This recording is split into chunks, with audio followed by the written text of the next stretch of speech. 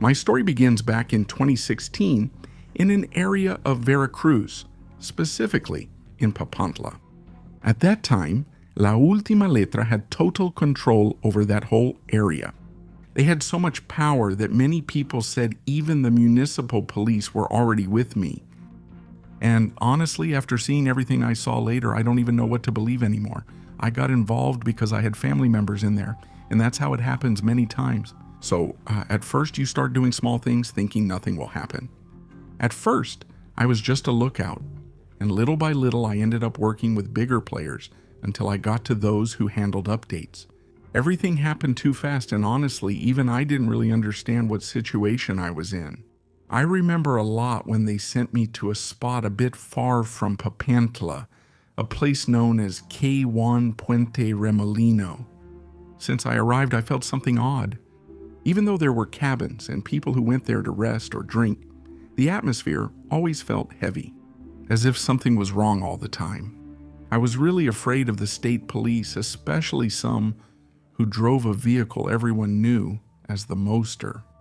It was a black state police super duty, and just hearing they were nearby made everyone tense up, because those guys showed no mercy. God help you if they found a radio on you or suspected something about you, because by then, it probably wasn't just rumors or made-up stories anymore. That area had already faced too many tragedies.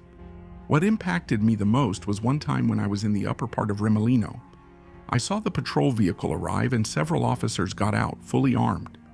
They were wearing helmets, vests, balaclavas, and carrying long guns. But when they started taking off their gear to rest for a while, it really threw me off, because they were young. Some of them looked about 18 or 20 years old at most. That's true, they had a hard look in their eyes, the kind that made you uncomfortable just to see it. But there was something even worse. They all started smoking it themselves. And I had already seen a lot of people use that before, so I knew exactly what it was.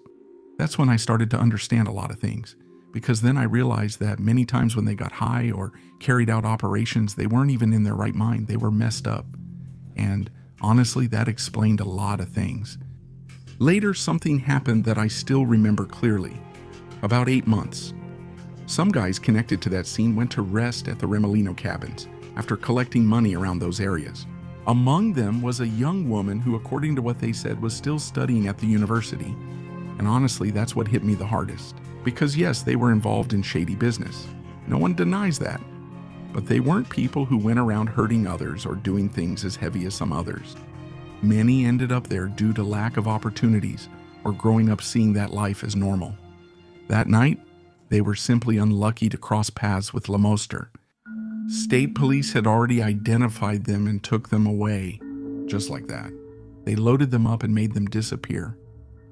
After that, no one heard from them for days. Families were asking questions, rumors were everywhere, and people were looking for answers. But no one said anything until they started showing up.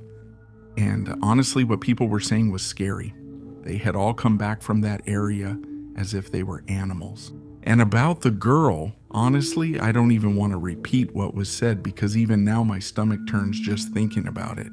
After seeing all that, I just couldn't stay there anymore. For the first time, I was really afraid of ending up the same way because that's when I realized that in those places, you really don't know who the good guy is anymore. The ones who were supposedly protecting people were also doing horrible things, and many times it seemed like they were getting carried away by power. And that question still haunts me. Who were really the bad guys? Because yes, many of those young people were involved in criminal activity, but it was also true that several of them ended up there because they had no other way out. I decided to leave after all that, and honestly, I think it was the best decision of my life. Currently, I have my family and am grateful to be alive, because I often wonder what would have happened if I had stayed there longer. And honestly, K1 Puente Remolino is still in my mind as a place where you can feel fear in the air. A place where a lot of people say it smells like death. And after everything I saw, honestly, I believe them.